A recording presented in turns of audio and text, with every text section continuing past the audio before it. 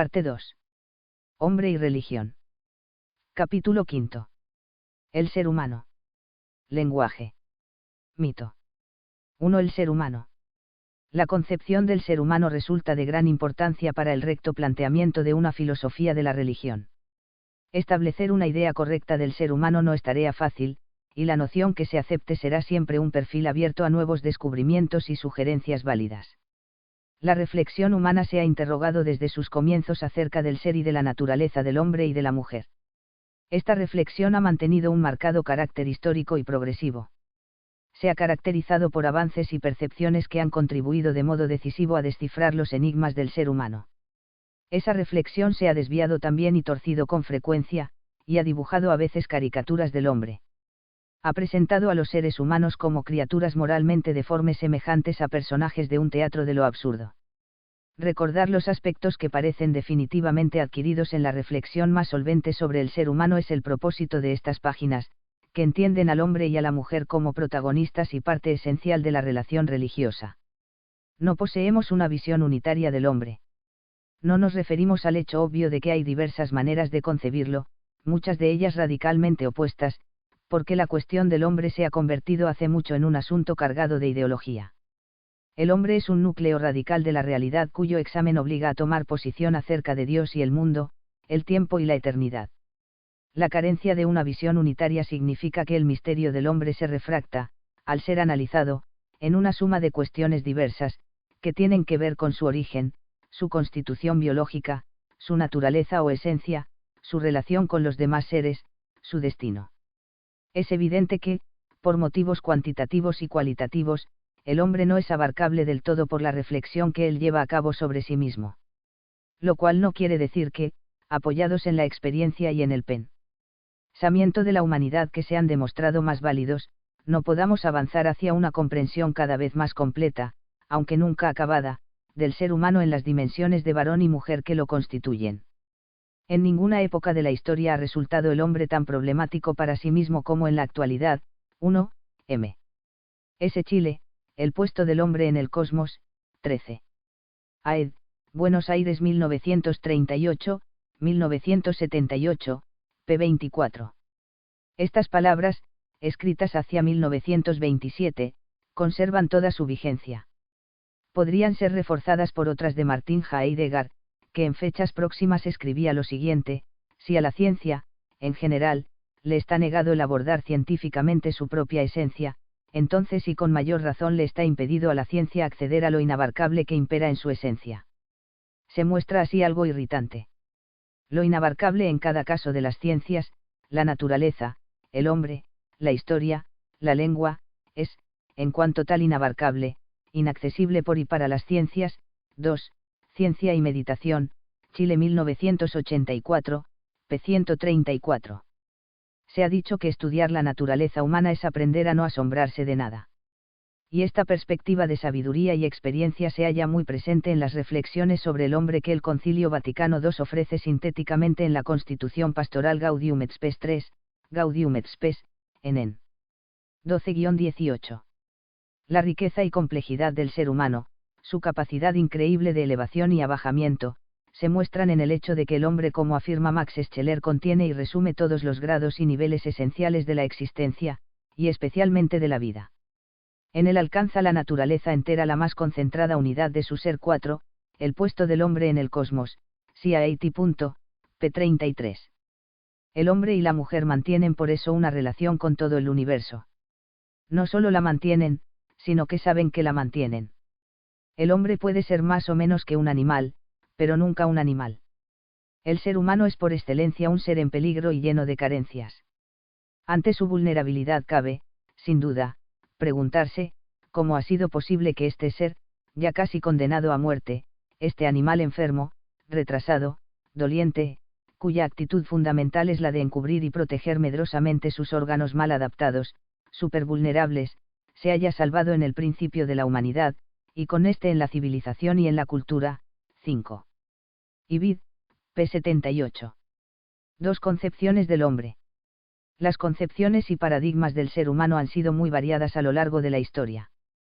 Podrían mencionarse, en una relación muy breve y reductiva, las ideas sobre el hombre contenidas en los sistemas platónico, aristotélico, agustiniano, tomístico, cartesiano, kantiano, kierkegaardiano, e heideggeriano. Deberían añadirse muchas más, y aún así sería imposible aproximarse a un elenco razonablemente completo. La visión antropológica de los sistemas mencionados nos informa sobre los momentos de la historia del pensamiento en los que la filosofía del hombre parece haber alcanzado un denso punto de síntesis, que da razón de la sensibilidad, afanes y pesimismos de toda una época cultural. Tales sistemas se articulan en conexiones y se expanden en avenidas que permiten acceder a otras visiones antropológicas tal vez menos influyentes y conocidas pero de algún significado por sí mismas. Platón ha construido su paradigma antropológico a partir del alma. Lo ha diseñado desde arriba. El alma es divina y se halla absolutamente urgida por los valores, en una ascensión que la invita y conduce hacia su origen, sasam vocanti yaminiti asua. Platón acude al mito como modo, junto al razonamiento dialéctico y al modo de pensar discursivo, de ampliar las fuentes del conocimiento y de la verdad. En definitiva, el hombre es su alma, y esto es un axioma que impregna por entero la antropología clásica de los griegos. El alma ha caído en el mundo material y se halla encerrada en el cuerpo como en una cárcel. La contemplación de los mundos de las ideas, particularmente de la idea del bien, actúa y es capaz de realizar en el hombre la subida al mundo inteligible, y con ello la adquisición del verdadero saber, que libera de la prisión y del encerramiento corporales. Al final, el alma que ha practicado la virtud y se ha desprendido del cuerpo está en condiciones de acceder al mar infinito de lo divino, al que pertenece por origen. A pesar de las serias objeciones que suscita, la concepción platónica del hombre, es una de las más fascinantes que la mente humana haya podido pensar. Ha ejercido por eso un influjo profundo y duradero en innumerables pensadores, incluidos muchos cristianos, hasta nuestros días, e impreso una huella profunda en toda la cultura occidental. 6. B. M. Ondin, Antropología Filosófica, Bologna 2000, p. 35. A diferencia de Platón, Aristóteles elabora su visión del hombre desde la experiencia y lo que ésta nos enseña acerca del ser humano. Es el primero que lo define como un animal racional. El cuerpo no es para Aristóteles la prisión del alma, sino parte integrante del hombre y se encuentra unido al alma hasta el punto de formar con ella una sola realidad. El ser humano puede ser entendido como cuerpo animado o alma encarnada. La felicidad y el fin del hombre consisten, para Aristóteles, en el conocimiento y la contemplación de la verdad, y en esto es heredero de Platón. Nuestro autor sostiene la inmortalidad del alma. El alma es inmortal en cuanto ejercita la función de intelecto agente o activo, el que ilumina los datos sensibles en el conocer, y origina así la idea. Aristóteles ofrece una visión unitaria del hombre, que no está formado por dos sustancias contrastadas, sino de dos aspectos que constituyen una única sustancia y cooperan a todas las actividades que el hombre lleva a cabo en orden a su perfección última. En la concepción agustiniana del hombre, escribe Begroetuis, se encuentran los diferentes rasgos que aparecen en la antropología antigua, insertos en un marco religioso, en el que adquieren un nuevo significado y se unen para formar un nuevo tipo de hombre. 7. Agustín de Hipona ayuda decisivamente a elaborar en un plano conceptual y filosófico los aspectos de la historia de la salvación que afectan directamente al hombre y a la mujer, es decir, su origen y su fin último, el valor de la persona humana, su relación con Dios, con el mundo y con los demás, la valencia cósmica de su naturaleza físico-espiritual. Agustín utiliza las categorías de pensamiento propias de Platón y de Plotino. Oscilante respecto a la naturaleza del alma humana, Agustín la considera mucho más un proceso personal que una sustancia, sin negar en ningún momento su consistencia y realidad bien definida. El alma es el aspecto más hondo de la personalidad. Pero el hombre no se identifica con su alma, como entiende el pensamiento griego. El cuerpo no es, por lo tanto, para Agustín algo accidental, y no es en absoluto la cárcel del alma. Creada por Dios, el alma ha sido hecha para unirse con Él, y en esa unión radica su felicidad eterna. Hasta que llega ese momento de consumación, el hombre encuentra a Dios en el interior de sí mismo. Allí se sitúa en un horizonte de infinitud divina y se sustrae a la dispersión, en una dinámica que le conduce hacia el centro verdadero de su existencia personal. La perfección del hombre consiste en tender a la unidad. La imperfección significa perderse en lo múltiple. La antropología de Tomás de Aquino se halla construida en el marco de una visión cristiana teocéntrica, pero tiene en cuenta con singular acierto los datos del análisis filosófico que al autor le parecen más adecuados. El doctor común, doctor humanitatis, se apoya en la concepción aristotélica. Adopta las explicaciones del filósofo griego acerca del conocimiento intelectivo mediante la abstracción, la idea del alma como forma sustancial del cuerpo, y la tesis de que el alma racional asume las funciones de las almas vegetativa y sensitiva. Pero Tomás completa y corrige a Aristóteles cuando afirma que el alma posee su propio actus essendi y es en ese orden una sustancia completa, que es del todo espiritual e inmortal, y que el hombre es persona.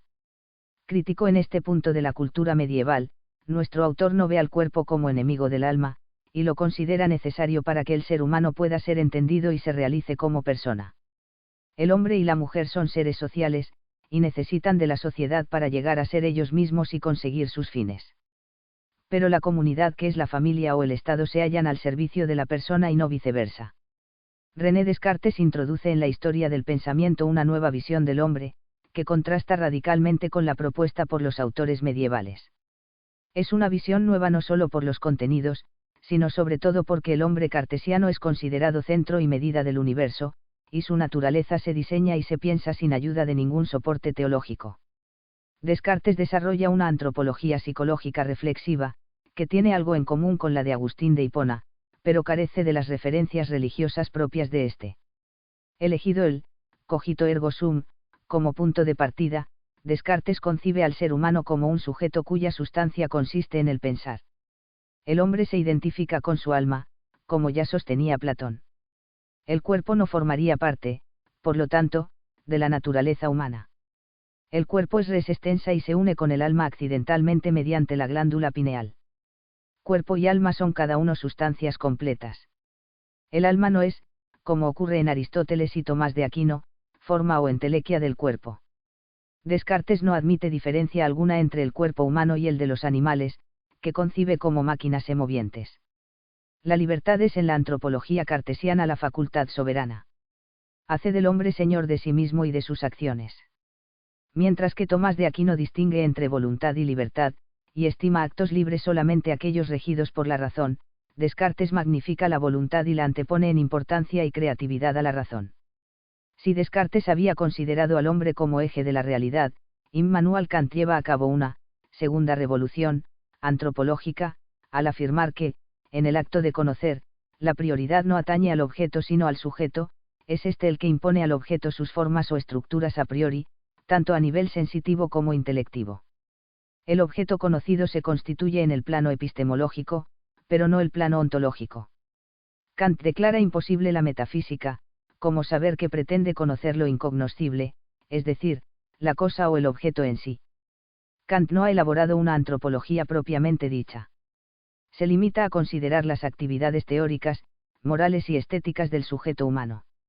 La libertad del hombre es para Kant una exigencia postulada por la moralidad y por el imperativo categórico, dado que este imperativo racional, obra de tal modo que tu acción pueda ser elevada a norma universal de conducta moral, carece de valor si no fuera posible una decisión libre por parte del hombre. También la inmortalidad del alma humana, que Kant considera metafísicamente indemostrable, es afirmada como exigencia moral, para que la voluntad pueda alcanzar su ideal de perfección en la virtud. El legado negativo de Kant a la filosofía de la religión consiste principalmente en limitar drásticamente la capacidad de la razón humana para conocer la realidad de Dios, el mundo y el hombre, y en la introducción de un dualismo antropológico, con las nociones separadas de un hombre fenoménico sometido a la necesidad, y un hombre inteligible, que sería el hombre propiamente libre. Martin Heidegger es probablemente el filósofo más original e influyente del siglo XX. A pesar de la oscuridad de sus textos y de lo escapadizo y ambiguo de muchas de sus posiciones intelectuales, sus ideas han dado forma a numerosas posturas del pensamiento contemporáneo.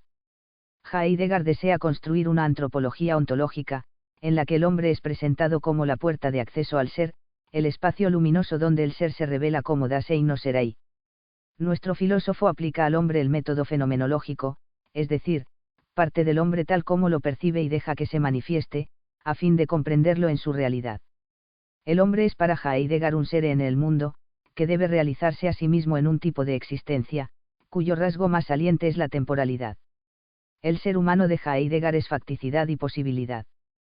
Facticidad significa que ha sido, arrojado, a la existencia, pero esa limitación radical contiene las semillas de un proyecto vital que el hombre debe llevar a cabo para lograr la autenticidad a que le obliga su condición.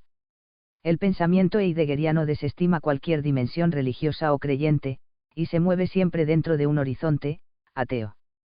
La muerte ocupa un lugar esencial en todo el sistema. En ella conquista el hombre la totalidad de su vida. Solo mediante la muerte deviene un todo la vida humana, porque la muerte la limita, la informa y la preserva de desfigurarse. Es evidente que a pesar de las intuiciones válidas que reposan en la base de la filosofía de Heidegger, este ha dejado sin resolver asuntos cruciales que afectan de modo inevitable a la existencia humana. Lo que le falta a Heidegger es una lectura metafísica tanto del ser como del hombre mismo. 8. En el siglo XX, las propuestas filosóficas acerca del hombre se han multiplicado de manera exponencial. Casi todos los pensadores de alguna importancia han ofrecido su propia visión antropológica. Así lo han hecho Ernest Bloch, el hombre utópico; Sigmund Freud, el hombre instintivo dominado por el inconsciente; Ernst Cassirer, el hombre simbólico; Jean-Paul Sartre, el hombre aburrido presa de la náusea vital; Paul Ricoeur, el hombre falible; Gabriel Marcel, el hombre problemático abierto a la esperanza; Martin Buber, el hombre dialógico; Arnold Gelland, el hombre carencial y de la cultura; Michel Foucault, el hombre arqueológico, producto de la civilización. Esta variedad de concepciones es una muestra de creatividad y también de la desorientación que contamina y hiere un asunto tan crucial como la idea del hombre. Esta idea necesita una construcción que tenga en cuenta lo mejor y más sólido que haya producido la reflexión humana a lo largo de los siglos. 3. ¿Qué es realmente el hombre? Una concepción recta y coherente del hombre, que abarque todas las dimensiones de la complejidad del ser humano hombre y mujer, encierra un valor capital para la filosofía de la religión. El hombre es un ser corpóreo espiritual, que debe ser entendido como una unidad radical con dos vertientes. En la realidad humana, cúspide del mundo animal, se enlazan intrínsecamente la dimensión material del universo y el espíritu que vivifica y anima la materia. El ser humano es sexuado y solo se halla completo en el varón y la mujer, componentes esenciales, cada uno de ellos, de la humanidad. La apertura al mundo exterior de los otros y de las cosas es esencial al ser humano. El hombre es precisamente, el ser cuya conducta consiste en abrirse al mundo en medida ilimitada. Para el animal, en cambio, no hay objetos. El animal vive estático en su mundo ambiente, que lleva estructurado consigo mismo a donde vaya, como el caracol lleva encima su casa. 7. M.S. Scheller, El puesto del hombre en el cosmos, 1938, CIT. pp. 57-58. El hombre y la mujer son seres históricos, es decir, son una esencia estable más una biografía, que se desarrolla en el tiempo. La condición humana se extiende y realiza en un pasado, un presente y un futuro. Nuestro yo, escribe Ortega, es siempre un futuro, un porvenir inmediato y remoto que hay que lograr y asegurar. En suma, el yo de cada uno de nosotros es ese extraño que, en nuestra íntima y secreta conciencia, sabe cada uno de nosotros que tiene que ser. Esa íntima conciencia nos dice constantemente quién es ese que tenemos que ser, esa persona o personaje que tenemos que esforzarnos en realizar, y nos lo dice con una misteriosa voz interior que habla y no suena, una voz, que nos susurra el mandamiento de Píndaro: llega a ser el que eres, una voz que es llamada hacia nuestro más auténtico destino. 8. Juan Vives y su mundo, Obras completas 9, pp. 513-514. El hombre es, por así decirlo, un ser infieri. Tiene que ganarse la vida. Es un ser que consiste no en lo que ya es, sino en lo que aún no es. Es como una pretensión de ser esto o lo otro. Tiene que luchar por llegar a ser lo que tiene que ser. El toro, si existe, existe ya siendo toro, pero el hombre, al existir, tiene que hacerse su existencia. 9. J. Ortega y Gasset, Meditación de la técnica, Madrid 1939, p. 51. En esto consiste mucho del riesgo, de la imprevisibilidad y de la grandeza de la vida humana. Cuando decimos que el hombre y la mujer son personas, los calificamos del modo más elevado posible. Ser persona significa que el hombre posee una capacidad innata de autotrascendencia, y se haya dotado de una dignidad asociada hondamente a su libertad. Libre es el hombre entero en cualquier circunstancia. No es libre solo el hombre espiritual, Lutero, o el hombre inteligible, Kant.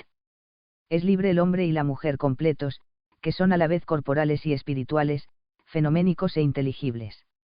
La autotrascendencia y el hecho de que el ser humano libre sea señor de su propio destino le permite asombrosamente llegar a ser interlocutor de Dios, como enseñan la Biblia y la teología.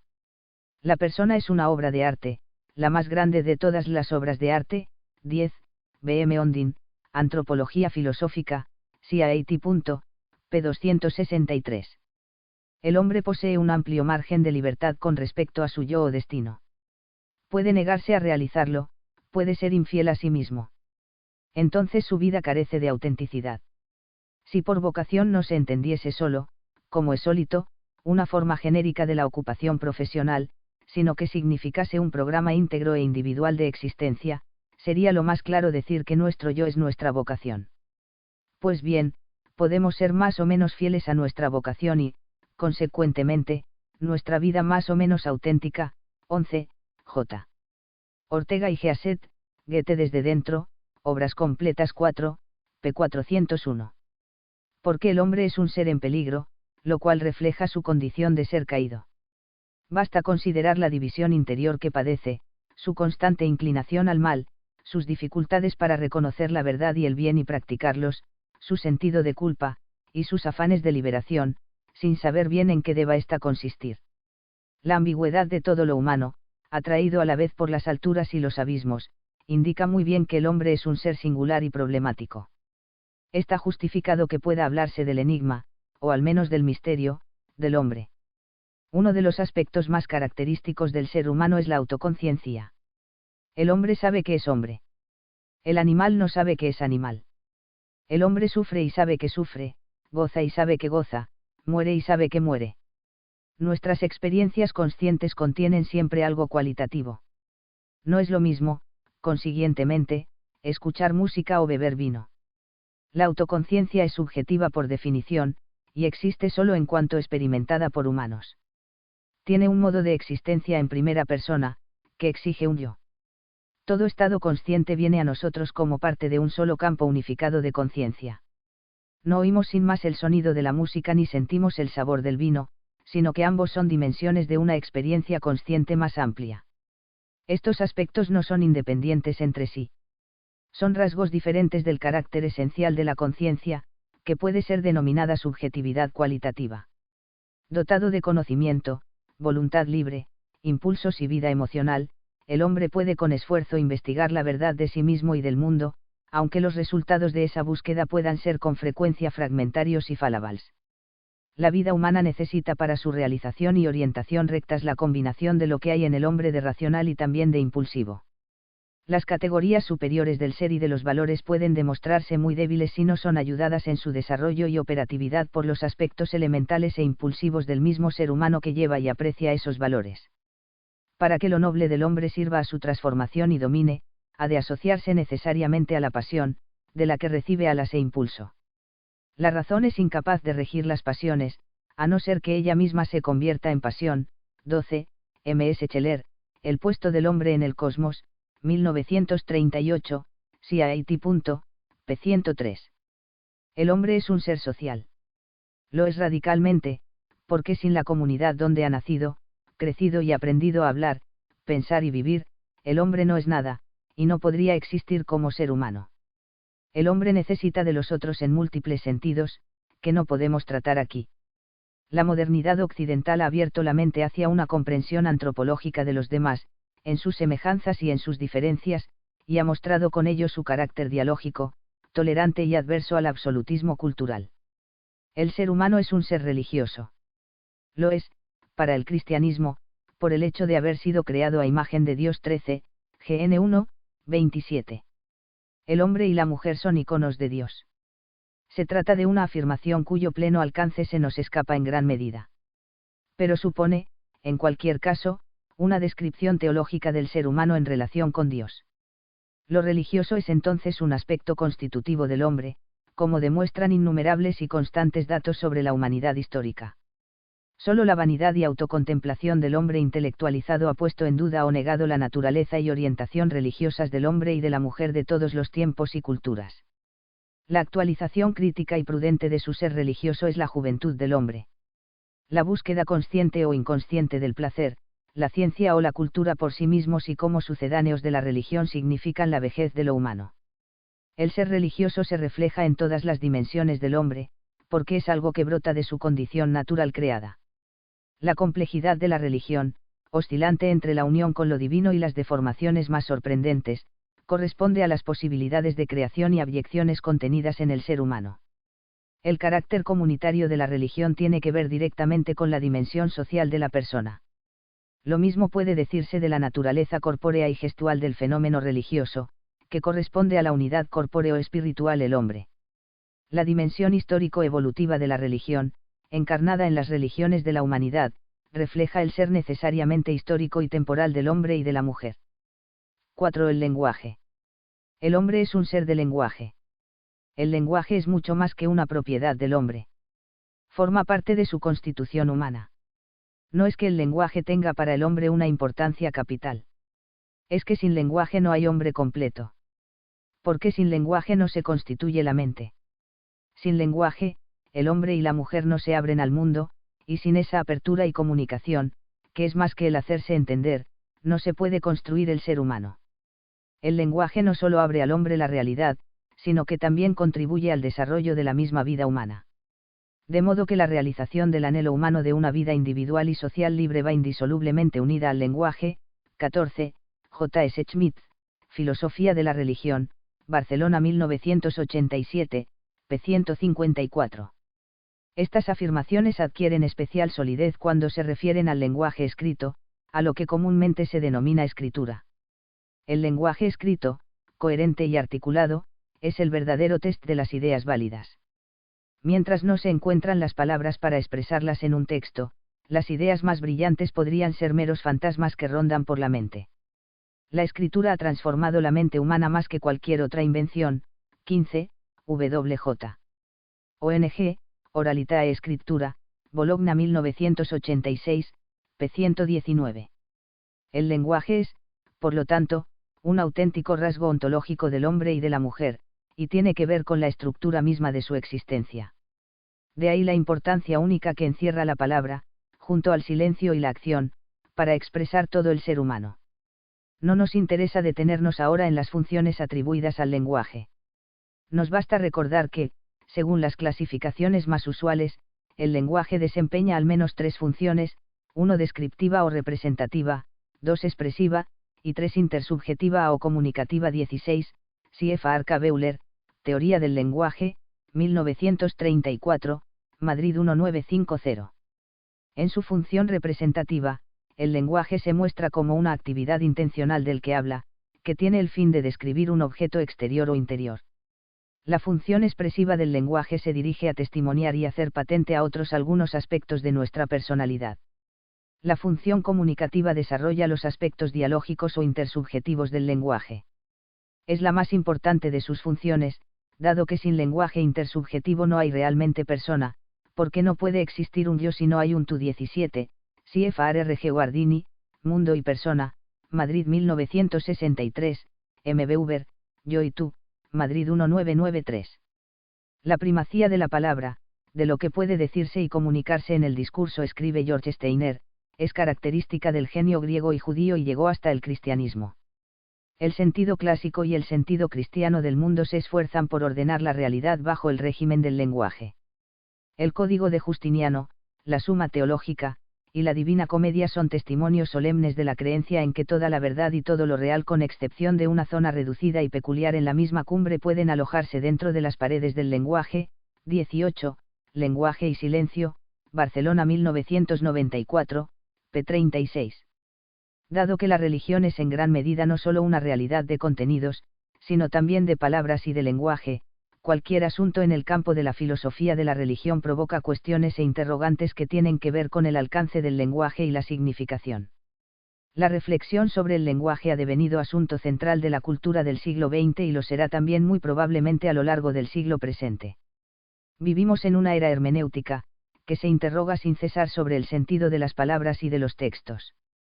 La historia del lenguaje ha sido en alguna medida historia del pensamiento antiguo, medieval o moderno, pero la afinidad entre pensamiento contemporáneo y lenguaje alcanza imponentes proporciones. El giro del lenguaje, no solo afecta a la lingüística y a las teorías semánticas, sino también a la filosofía y a los estudios literarios, y supone una gran ruptura con muchas premisas tradicionales. La revolución kantiana llevaba en sí misma la semilla de una revisión y una crítica fundamentales de las relaciones entre palabra y mundo. La disociación del lenguaje y la realidad, de la designación y la percepción, es ajena al idealismo del sentido común de Kant, pero está implícita en su discurso. 19, G.S. Teiner, Pasión intacta, Madrid 1997, p. 46. El paisaje de reflexión lingüística que nos rodea abunda en planteamientos que arrancan el lenguaje de sus raíces ontológicas y lo reducen a contenidos puramente simbólicos o enunciados emotivos. Otras veces se considera que ninguna adscripción de significado a las palabras puede tenerse por definitiva. Los significados se juzgan como en un perpetuo movimiento, que nunca llega a término. El esfuerzo por purgar el lenguaje de sus impurezas metafísicas, de sus frívolos fantasmas llenos de influencias no estudiadas, se adopta en nombre de la lógica, de la formalización transparente y del escepticismo sistemático. 20, Ibid, p. 49. Este panorama de lenguaje empobrecido se agrava para la expresividad humana y el mundo del significado, cuando se reduce de modo absolutista toda la experiencia humana al lenguaje, a ese mismo lenguaje que ha sido privado de capacidad para decir la realidad del ser y de las cosas. Episodios extraídos de la vida real hablan un discurso muy distinto. La historia de Lourdes, escribe Ruth Harris, proporciona un expresivo ejemplo de las limitaciones de tal planteamiento: reducir toda experiencia al lenguaje, al colocar en el centro las frecuentemente inarticuladas expresiones corporales y de sufrimiento físico. El cuerpo silencioso de Bernadette Soubirous en éxtasis presentaba una realidad corpórea que transformaba las vidas de los testigos de un modo que no podían efectuar 1000 palabras. Las exclamaciones angustiadas de los peregrinos ofrecían una visión de dolor y tensión físicos que era parte de la cultura tanto como los innumerables comentarios sobre el santuario. Esta historia se contiene tanto en conciencias y cuerpos humanos como en textos. 21, Lourdes, Body and Spirit in the Secular Age, New York 1999, p. 17. El lenguaje de las palabras es de capital importancia, pero no lo es todo donde interseccionan y se cruzan nuestro mundo visible y el mundo trascendente. 5. Valor del lenguaje sobre Dios y lo sagrado. Importa mucho en filosofía de la religión mantener una concepción unitaria del lenguaje, y no considerar el lenguaje religioso como un lenguaje aparte y radicalmente diferente del lenguaje ordinario. Hablar, en efecto, de lenguaje religioso, puede resultar desorientador, porque si bien el lenguaje sobre los fenómenos religiosos contiene aspectos propios en el significado, nunca debe aislarse en sí mismo y separarse del lenguaje común.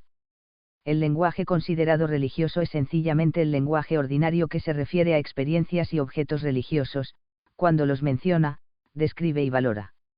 No es en ningún caso un lenguaje autónomo o, protegido, y hecho inmune a los principios de lectura, interpretación y valoración del lenguaje en general. La idea wittgensteiniana de que los términos y conceptos de las creencias religiosas solo son inteligibles dentro de la práctica y del mundo religiosos no es sostenible. El lexicón de la religión se halla plagado de palabras que se usan exactamente como en cualquier otro contexto. Si consideramos, por ejemplo, el credo de Nicea Constantinopla, 381, encontramos frases como: fue crucificado en tiempo de Poncio Pilatos, padeció muerte, y fue sepultado.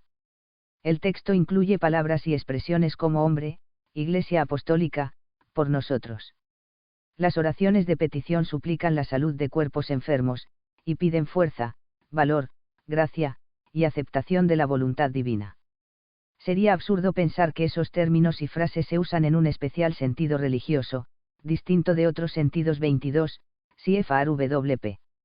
Alston, Religious Language, en Oxford Handbook of Philosophy of Religion, EDWW Imbright, Oxford 2005, p. 227. Las afirmaciones teológicas, escribe Ian Terams, han de tener un contexto lógico que se extiende a y que es continuo con las afirmaciones del lenguaje ordinario, para el que la experiencia sensorial es directamente relevante. 23, Christian Empiricism, London 1974, p. 21. Las afirmaciones religiosas son similares a las afirmaciones empíricas. La diferencia está en que aquellas no se pueden verificar de modo conclusivo, porque no vemos el conjunto o marco completo donde se inscriben. El lenguaje religioso ha estado siempre ontológicamente, no solo lógicamente, orientado, es decir, orientado hacia una realidad concreta, no simplemente hacia una palabra que se comporta de modo peculiar, y minimizar o eliminar esta referencia objetiva destruiría el nervio de la religión. 24, NHGR Robinson, de la Logical Placing of the Name God, Scottish Journal of Theology 24, 1971, 133. Un asunto crucial respecto al lenguaje sobre Dios es su valor de verdad. Puede haber afirmaciones sobre Dios y los misterios y creencias religiosos que posean alcance veritativo, y que añadan, por tanto, algo cierto a nuestros conocimientos de la realidad. Abundan las respuestas negativas, formuladas sobre todo en la modernidad cultural y filosófica por quienes postulan que las afirmaciones religiosas han de someterse, para ser racionales y propiamente verdaderas, a las reglas de comprobación dictadas por la experiencia sensorial. Son estas las posturas que suelen llamarse verificacionistas o fundacionalistas. Sus defensores defienden la idea de que una afirmación fáctica solo puede tener valor objetivo de verdad si puede someterse con éxito a verificación empírica. Numerosos filósofos de la religión han aplicado este principio a los enunciados sobre Dios y concluido que estos enunciados y afirmaciones acerca de lo divino no podían hacer esa comprobación, y no poseían, por lo tanto, valor de verdad. El verificacionismo se remonta a los comienzos de la filosofía moderna, Descartes, etc., pero ha sido mantenido y difundido particularmente en el siglo XX por el denominado Círculo de Viena, Rudolf Carnap, Moritz Schlick, Otto Neurath. Desarrollado originariamente en filosofía de la ciencia, el verificacionismo se aplicó más tarde al lenguaje religioso. Aunque fue abandonado relativamente pronto en el campo de la ciencia positiva, su vigencia continúa en algunos sectores de la filosofía de la religión. Los autores que niegan valor significativo a las afirmaciones sobre Dios, pero que desean retener ese lenguaje, suelen interpretarlo bien en términos naturalistas, o bien como un discurso que expresa sentimientos, actitudes, compromisos, emociones. Algunos definen a Dios de modo natural, como la interacción de individuos, grupos y generaciones que promueve la mayor reciprocidad de bienes. 25, HNW Eman DCM Acintos R. OTTO, Is There a God?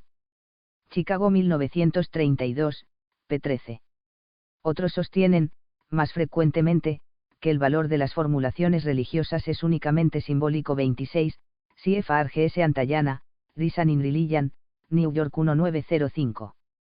El mito de la encarnación de Dios en Jesús de Nazaret y su muerte sacrificial en la cruz deben interpretarse, según esta tesis, como un símbolo del valor moral del autosacrificio. Algunos autores dentro de esta línea interpretativa estiman que las afirmaciones religiosas son esencialmente declaraciones de adhesión a un modo de vivir. 27, CFRRBB Wright White, An Empiricist's View of the Nature of Religious Belief, Cambridge 1955, o indicadores de una comprensión válida de la existencia humana. 28, CFRG Kaufman, In Face of Mystery, Cambridge, Harvard 1993. 6 tipos de lenguaje religioso. El lenguaje sobre Dios y los misterios de la fe puede ser, en primer lugar, metafórico. Este lenguaje, usado e interpretado propiamente, encierra un valor de verdad, de modo que gran parte de sus enunciados, aplicados a Dios, quieren decir lo que dicen, y nos informan adecuadamente acerca de rasgos del ser divino y sus modos de actuar y sentir. Si decimos, el Señor es mi roca y mi fortaleza, o, el Señor es mi pastor, no pretendemos mantener que Dios cuida literalmente de un rebaño o que es una roca. Al usar esas frases, introducimos términos literales de un modo imaginativo, vivo y plástico, para aludir a determinados rasgos de Dios. Dios es como un pastor que se muestra siempre solícito y abnegado respecto al bienestar de sus ovejas. Es como una roca, porque es siempre constante e inalterable en sus designios. Este lenguaje metafórico no es meramente retórico, sino que contiene valor de verdad. Su alcance oscila, en el sentido de que deja al criterio y libertad intelectual del oyente el grado de su determinación veritativa, o se acerca prácticamente a un sentido literal. Sugiere que lo que significa literalmente nos sirve como modelo para pensar, realmente y con fundamento ontológico, acerca de la naturaleza, actitudes y acciones de Dios. Paul Ricoeur habla de una vehemencia metafórica, presente en el lenguaje metafórico. Pero muchas afirmaciones sobre Dios no son metafóricas, sino literales. Ocurre así a las expresiones negativas. Cuando decimos que Dios es inmaterial, atemporal, o que no se limita a un espacio, o que no depende de otro para existir, decimos algo que es literalmente verdadero de Dios. Lo mismo ocurre con numerosas atribuciones positivas. Si decimos que Dios nos conforta y fortalece en la adversidad, perdona nuestros pecados y nos comunica cómo debemos vivir, no hablamos metafóricamente. Nos referimos a acciones ciertas de Dios en el mundo humano, aunque no sepamos ni podamos decir cómo lo hace en el detalle 29, CFRWP. Alston, Religious Language, CIAT. pp 238-239. Estos modos de lenguaje real acerca de Dios y sus posibilidades de ser verdaderos y originar conocimiento tienen que ver con la analogía del ser, cuya exposición clásica se debe a Tomás de Aquino. La analogía es para él una vía fundamental para justificar la validez ontológica de las afirmaciones sobre Dios. Los creyentes piensan que sus afirmaciones significan a Dios como realmente es, aunque no pueden evidenciarlas en términos empíricos de percepción directa. Quieren afirmar que Dios es realmente inmutable y amante, si bien no pretenden conocer cómo posee o ejerce esos u otros atributos. Tomás de Aquino parte del principio de que, en Dios se encuentran todas las perfecciones de todas las cosas creadas. 30, STH 1, 4, 2. Las propiedades de los términos de perfección pura, que no se limitan a las criaturas, como bondad, poder, vida, distintos, por ejemplo, a fuerza física o duración temporal, son comunes a Dios y a los seres creados, si esas propiedades se conciben de manera abstracta. Los términos no son unívocos ni tampoco lo son en parte, dado que el modo en que las perfecciones se realizan es radicalmente distinto en un ser absolutamente simple como Dios, y en seres compuestos como las criaturas. La consecuencia es que si decimos, Dios conoce todo lo cognoscible, afirmamos algo del todo verdadero, dada la semejanza entre el conocimiento divino y el humano. Aunque no podemos hacer plenamente explícito en qué consiste esa semejanza, por la inadecuación residual de todos los términos usados en el lenguaje discursivo, aplicados a un ser absolutamente simple. Esto no significa que los términos de pura perfección no son usados literalmente. Son usados para atribuir la propiedad que su sentido en el lenguaje les capacita para expresar. Pero ciertamente ninguno de ellos consigue hacer del todo explícito lo que decimos acerca de Dios. Formas más o menos reductivas de entender el lenguaje religioso suelen decir que su centro no está en hablar de Dios sino en hablar a Dios. 31, J. S. Schmidt, Filosofía de la Religión, CIAT. p. 157, o que queda al arbitrio del creyente lo que quiera significar con lo que dice. 32, CFR de Z. P. Gibbs, The Concept of Prayer, London 1965, p. 97. Esta última concepción implica que el lenguaje religioso es el de un grupo o grupos de creyentes, que comparten una misma noción y forma de vida, lo cual es falso. 7. El lenguaje del mito. El mito es una forma de lenguaje que necesita ser tenido en cuenta y tratado por la filosofía de la religión. No existe una definición unánime de mito, que es un concepto ambiguo, sometido a numerosos cambios culturales. Podemos partir aquí, sin embargo, de la idea de que mito es una narración en la que figuras simbólicas y arquetípicas representan acciones, que son expresivas de anhelos, conductas, pasiones y sentimientos humanos. El mito se diferencia de la leyenda, la fábula y la narración épica. La leyenda es una elaboración literaria imaginativa con un apoyo, indeterminado y brumoso, en la historia real. En muchas leyendas puede haber un eco o una resonancia históricos. La fábula es un relato forjado en su totalidad por el ingenio de su autor, y cuenta con un fin didáctico, actividades y discursos de animales o seres mitológicos. La narración épica se aproxima a la leyenda, pero se diferencia de esta porque busca contribuir, de modo creativo y bello, a la exaltación de una gesta, un pueblo, una raza o un personaje que los encarna y representa. Mediante un ropaje literario y conceptual no discursivo, que no es meramente prosaico, el mito sirve de vehículo a una enseñanza religiosa, ética, cosmológica, estética, etc. La forma y el contenido del mito no pueden separarse, sin que el conjunto unitario sufra menoscabo. Hay mucho en el lenguaje simbólico y mítico de una religión que no puede revisarse ni eliminarse, sin que se alteren o pierdan sentido aspectos importantes de sus creencias, su culto, y el comportamiento que pide a sus seguidores. A diferencia del texto mítico, la prosa somete sus enunciados a normas de verificación que no son del todo aplicables a las realidades del mito. La narración mítica puede decir su verdad de modo imaginativo y creador. La prosa, en cambio, es matemática aplicada. Las afirmaciones que hace deben corresponder a nuestras percepciones sensoriales. La prosa mide, registra y prevé las realidades de la vida práctica. Es la vestimenta del espíritu cuando lleva a cabo sus quehaceres diarios. 35. El mito es en la actualidad una noción decantada a lo largo de siglos de reflexión y de experiencia, y es considerado como una vía de alta significación diferente, pero no meramente opuesta a lo racional y científico para conocer la realidad. La actividad mitopoyética se manifiesta como innata a la mente humana. La creación de mitos aparece, en efecto, como un modo perenne y típicamente humano de establecer puentes con la realidad del mundo. El mito expresa cuestiones básicas e ineludibles de la existencia humana, procedentes de la experiencia y que buscan una explicación. La concepción y alcance de lo mítico varían con las condiciones culturales. Pero la presencia del mito, como medio no discursivo y simbólico de conocimiento, resulta compatible con el hecho de que la civilización suponga en gran medida un proceso irreversible de racionalización. El mito no se opone a la verdad. Hay que distinguir entre mito y mitología. El estudio del mito se ha llevado a cabo en los campos de la filosofía, la religión, la antropología cultural, la literatura, la psicología, etc., y tiene una prolongada historia. En los albores de la reflexión sobre el mito se desarrolla una interpretación inicial de las narraciones míticas, particularmente las que se encuentran en Homero y Hesíodo, que acude a la alegoría, para determinar el sentido de los mitologemas. Estas interpretaciones alegóricas, que encontrarán algún seguimiento entre los teólogos cristianos de los primeros siglos, no eran capaces de apreciar el hecho, que es patente para la investigación moderna, de que los griegos poseían en sus mitos un alfabeto con el que expresar sus experiencias de las cosas últimas. El recurso a la alegoría dominó la hermenéutica del mito hasta la Ilustración del siglo XVIII. Fuertemente adheridos al culto de la razón y de la racionalidad, los ilustrados proclamaron al mito como expresión de una edad ingenua de la humanidad, incapaz aún de usar adecuadamente su inteligencia. El clasicismo alemán representado por Goethe establece una concepción del mito que nada tiene que ver con las ideas de la Ilustración.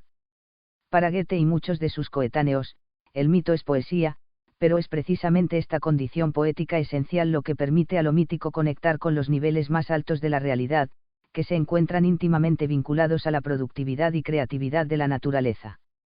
El pensamiento de F.W.J. Schelling supone un decidido intento de integrar al mito en la filosofía, y conecta directamente con las ideas de Goethe. Rechaza toda concepción meramente alegórica, y ve en los mitos formas no desarrolladas de la conciencia humana, que poseen un carácter a priorístico y necesario. 33, CFR. Berke, 11, Einleitung in die Philosophie der Mythologie, 1837, pp. 198s. Otros autores del siglo XIX, como F. Creuzer, J. Gorres y J. J. Bachofen, hablan de los mitos como expresiones simbólicas de una sabiduría primitiva de la humanidad.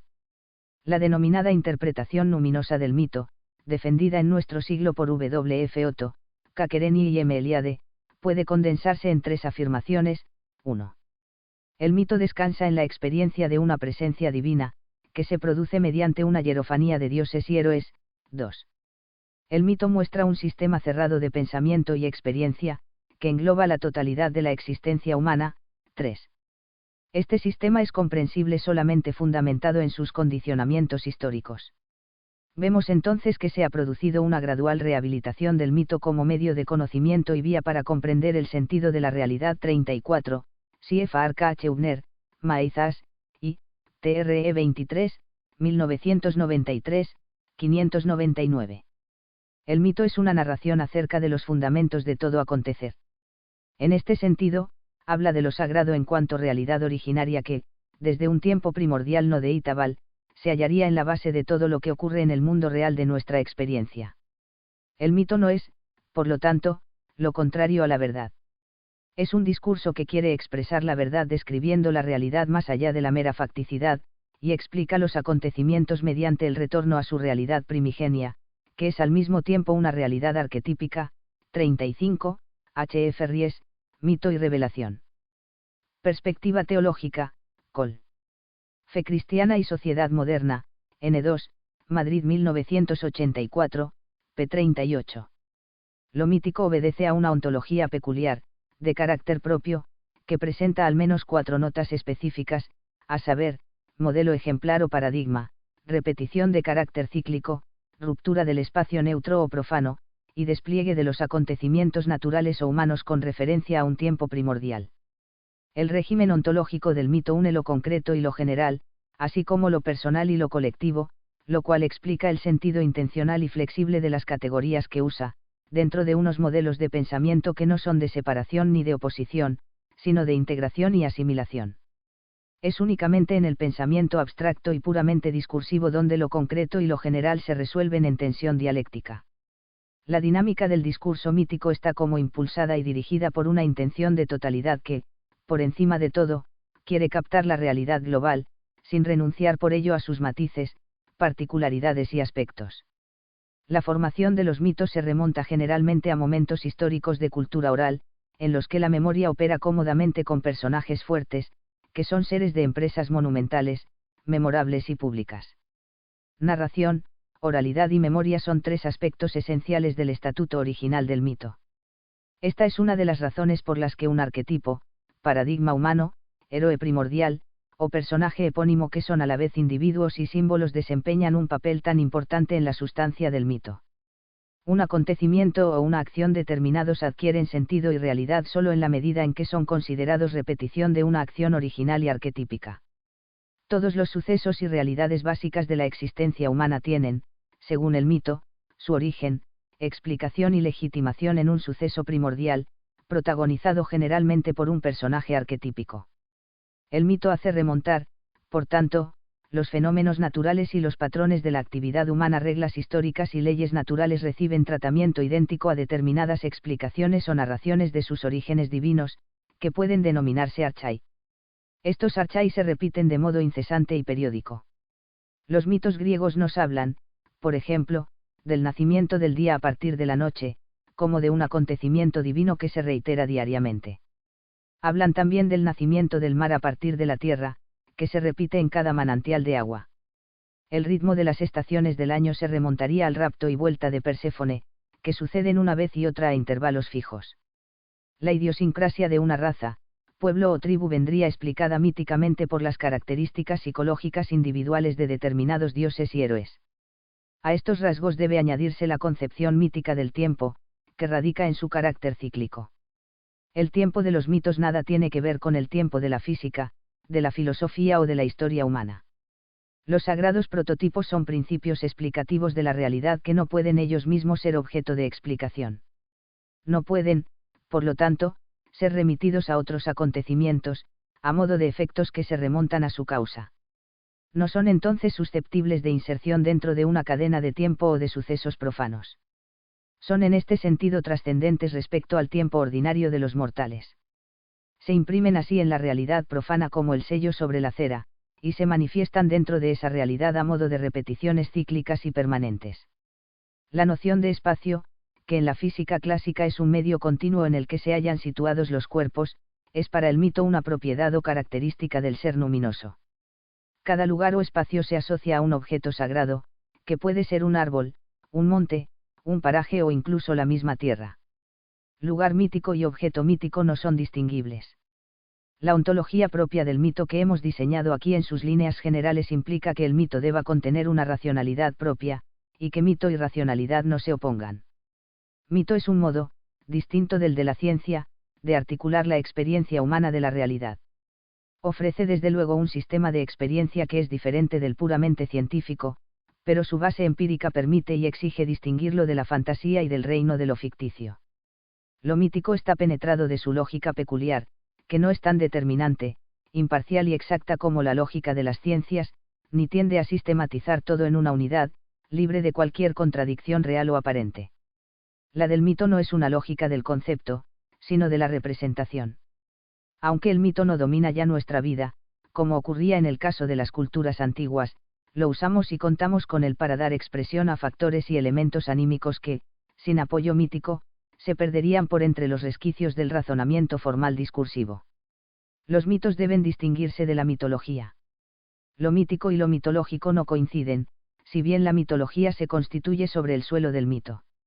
La mitología se desarrolla y toma cuerpo en la fantasía, lo extraordinario y lo preternatural.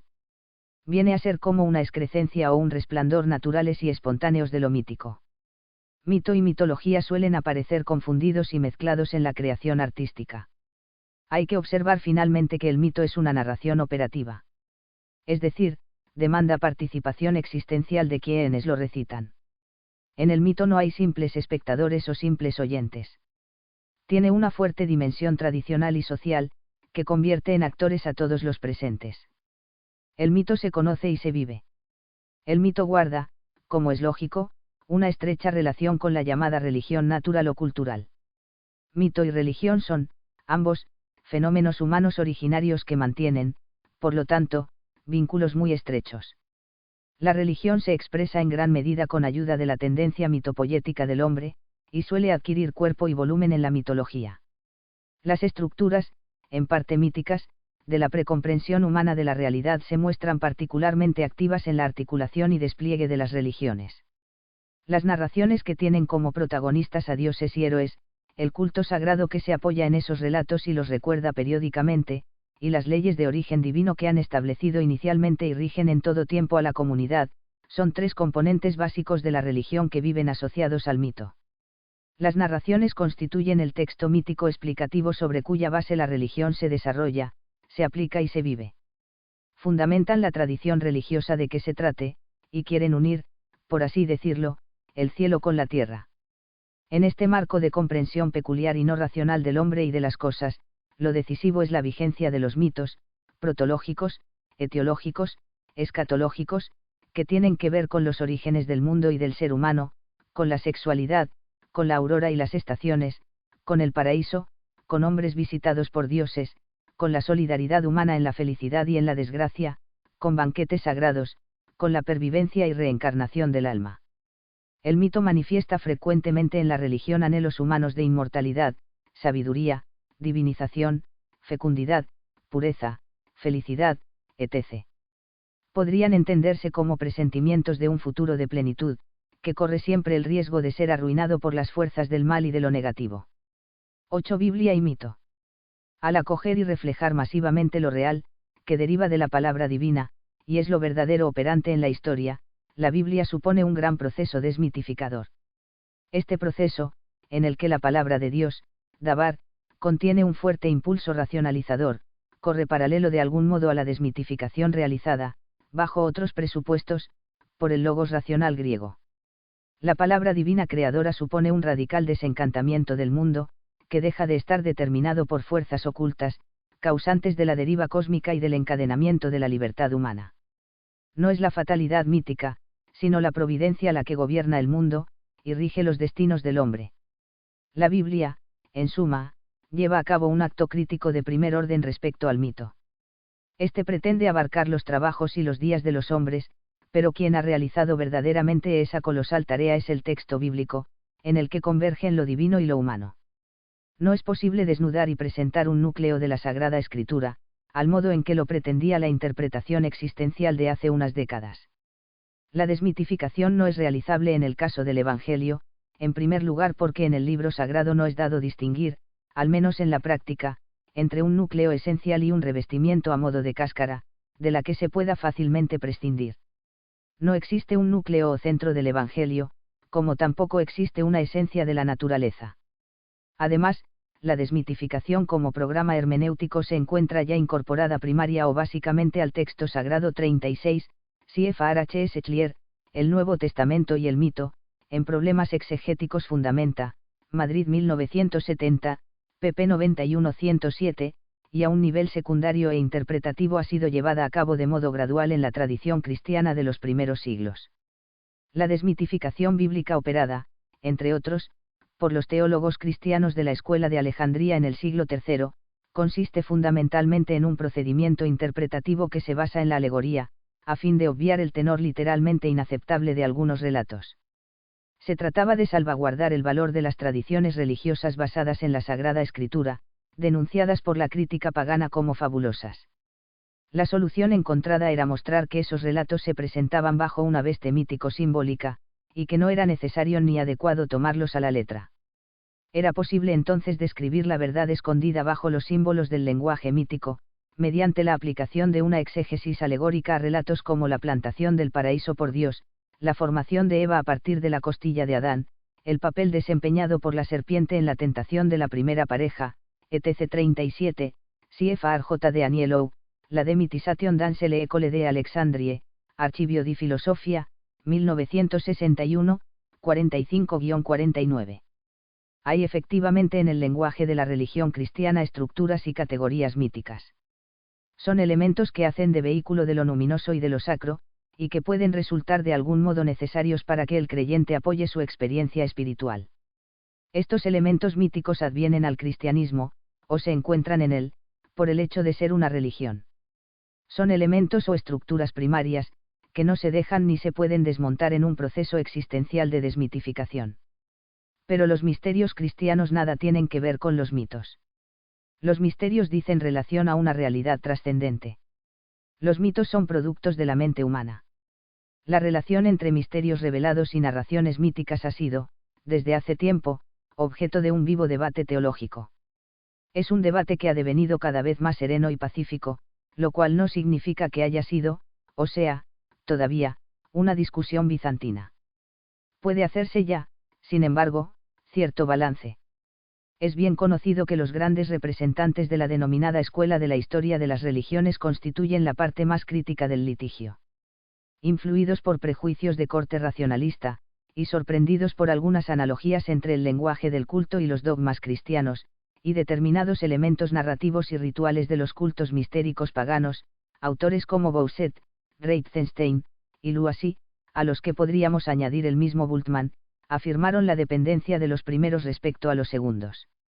Los ritos mistéricos habrían tenido cierto papel genético respecto a los misterios del cristianismo. Estudios más precisos, debidos particularmente a Kittel, Doulle, Prum, Naak, Metzger y Danielou 38, CFR J. De Anielou, Mythspayenset Mystir Chrétien, París 1966, han puesto de manifiesto las lagunas y consiguiente insostenibilidad global de las teorías mencionadas, así como lo aparente de la dependencia de los misterios respecto a los mitos. Desde entonces nadie ha sentido como una verdadera amenaza para la originalidad del cristianismo la comparación entre lo cristiano y lo mítico. Conviene, sin embargo, no deslizarse hacia el extremo opuesto, y afirmar como ha hecho, por ejemplo, Eric Fascher que el cristianismo es una realidad hasta tal punto original, que nada tiene que ver con el mundo religioso en cuyo marco nació y se desarrolló. Lo cierto es que si bien el misterio cristiano constituye una realidad completamente nueva, aparece ocasionalmente insertado en formas propias de cultos cósmicos de la Edad Antigua. Entre los ejemplos más célebres se halla el del domingo cristiano.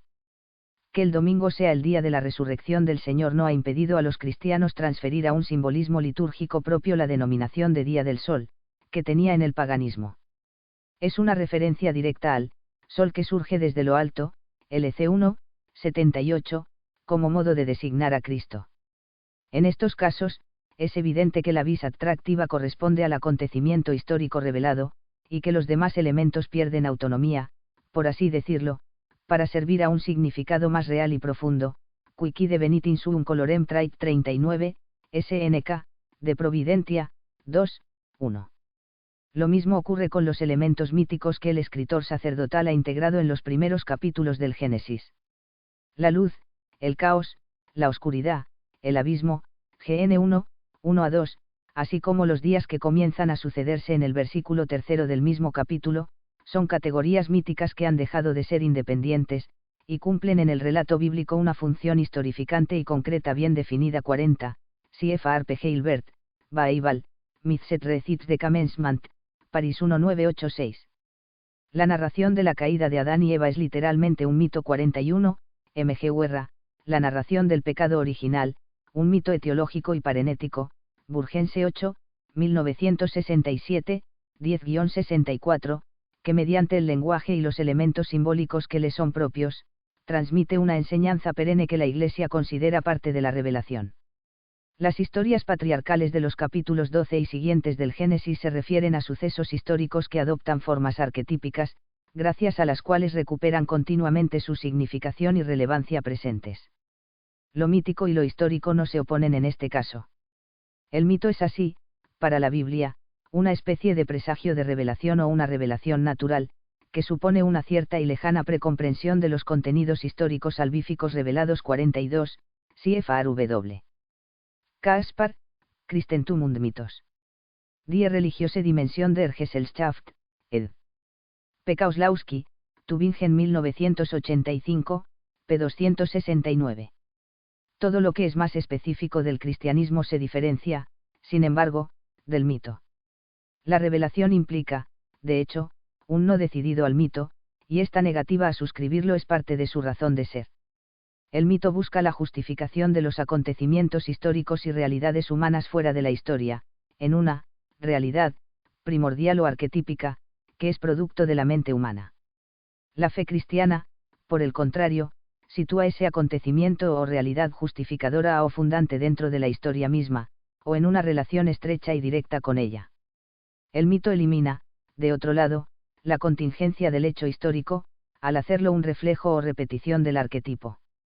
La fe cristiana, en cambio, mantiene la contingencia de la historia y de los hechos que la componen, pero habla de unos misterios, ocurridos no cíclicamente sino una sola vez, de los que la historia salutis deriva su irrepetibilidad y su eficacia temporal salvadora. Los cristianos hablan de una única revelación, plasmada en una escritura sagrada y en una tradición vinculantes.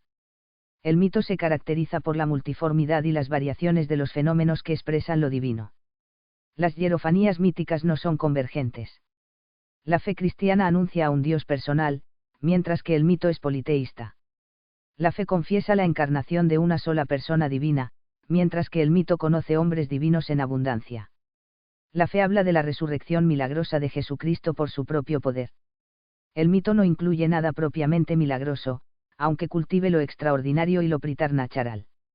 Finalmente, muy poco tiene que ver el eschatón bíblico, como final absoluto de una historia lineal, con la concepción cíclica del mito.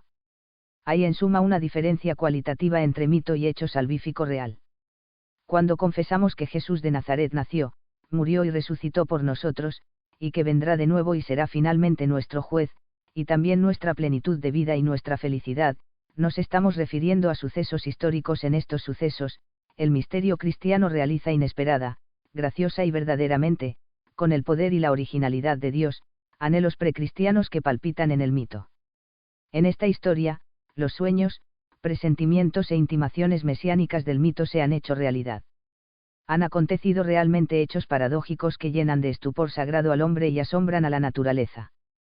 El inmenso se hace límite, una virgen da a luz, por la muerte, aquel que es la vida derrota para siempre la muerte, en lo alto de los cielos, un cuerpo humano está sentado a la derecha del Padre.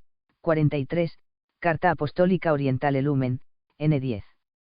Así como Cristo trasciende el logos con el logos, y la ley con el Evangelio, trasciende y consuma el mito con la realidad salvadora.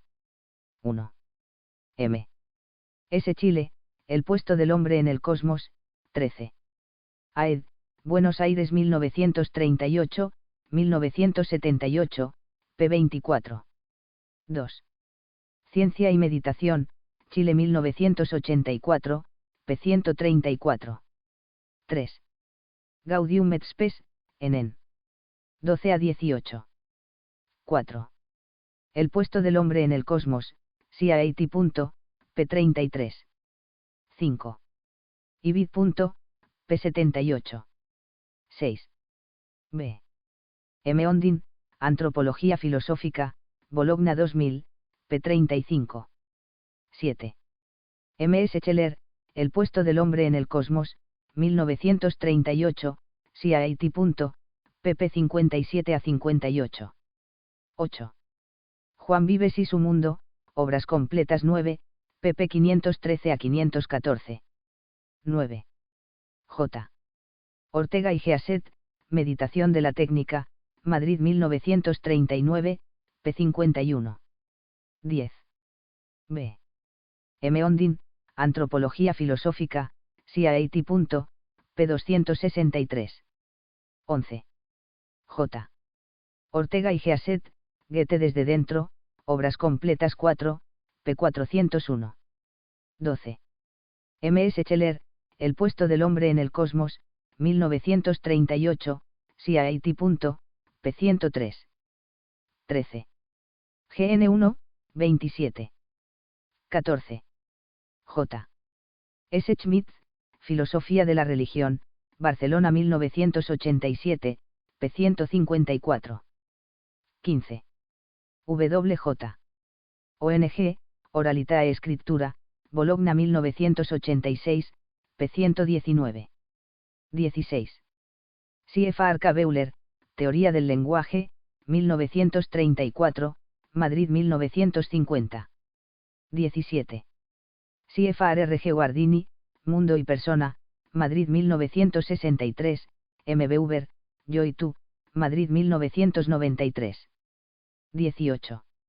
Lenguaje y silencio, Barcelona 1994, p. 36. 19. G. S. Teiner, Pasión intacta, Madrid 1997, p. 46. 20. Ibid. p. 49. 21. Lourdes, Body and Spirit in the Secular Age, New York 1999, p. 17.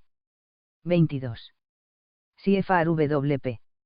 Alston, Religious Language, en Oxford Handbook of Philosophy of Religion, ed. W.W. Imbright, Oxford 2005, p. 227. 23. Christian Empiricism, London 1974, p. 21. 24. N.H.G.R. Robinson, The Logical Placing of the Name God, Scottish Journal of Theology 24, 1971, 133. 25. HNW Eman DCM Acintos R. OTTO, Is There a God? Chicago 1932, p. 13. 26. C.F.R. G.S. Antayana, Reason in Religion, New York 1905. 27. C.F.R. R. Beverright White, An Empiricist's View of the Nature of Religious Belief, Cambridge 1955. 28. C.F.R. G. Kaufman, In Face of Mystery, Cambridge, Harvard 1993. 29. C.F.R. W.P. Alston, Religious Language, CIT. pp. 238 a 239. 30. S. Th 1, 4, 2. 31. J. S. Schmidt, Filosofía de la religión, CIT. p. 157. 32. C.F.R. de Z. P. Gibbs, The Concept of Prayer, London 1965, p. 97. 33. C.F.R. Berke, 11, Einleitung in die Philosophie der Mythologie, 1837, pp. 198s. 34. C.F.R. K. Cheubner, Maizas, I, TRE 23, 1993, 599. 35. H. F. Ries, Mito y Revelación. Perspectiva teológica, Col. Fe cristiana y sociedad moderna, N2, Madrid 1984, p. 38. 36. C.F.R. H. S. Schlier, El Nuevo Testamento y el Mito, en Problemas Exegéticos Fundamenta, Madrid 1970, pp. 91 a 107. 37. C.F.R. J. de Anielou, La Demythisation dans l'école de Alexandrie, Archivio di Filosofia, 1961, 45 a 49. 38. C.F.R. J. de Anielou, Mythspayenset Mystir Chrétien, París 1966. 39. SNK, de Providentia, 2, 1. 40. C.F.R. P. Gilbert, Bible, Myths et Receipts de Commencement, París 1986. 41. M. G. Guerra, La narración del pecado original, un mito etiológico y parenético, Burgense 8, 1967, 10 a 64. 42. CFRW. Kaspar, Christentum und Mythos. Die religiöse Dimension der Gesellschaft, ed. Pekauslawski, Tübingen 1985, p. 269. 43. Carta Apostólica Orientale Lumen, N10.